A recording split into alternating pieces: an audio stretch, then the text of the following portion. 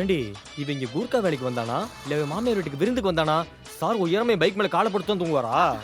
பாவம் G, night பூரா duty பார்த்து டயர்டாயி மார்னிங்ல இப்படி தூங்கி போயிருக்கும்.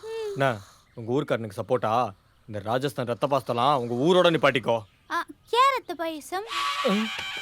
ஏய் அது ரத்த பாசம்டி.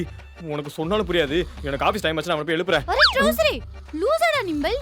இப்படி தூங்குறவன பாதியில எழுப்புறேன்னு சொல்லுது. பேசாம எனக்கு ஒரு ஆட்டோல போ. ஏண்டி உனக்கு என் வேலையை விட இந்த வெட்டி போய் தூங்குறது பெருசா இருக்கா? அண்ணே ஜி, நம்மள அப்படி சொல்ல வரலே. வேற எப்படி சொல்ல வரா? அது வந்து நம்ம ஊர் ராஜஸ்தான்ல எல்லாம் சொல்லும், இந்த மாதிரி நல்லா தூங்குறவங்கள பாதியிலே போய் எழுப்புனா எழுப்புறவங்களுக்கு ஆயுசு குறைஞ்சிருமா.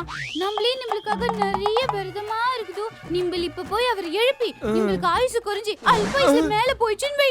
அப்புறம் நம்மள என்ன பண்ண சொல்லுச்சு?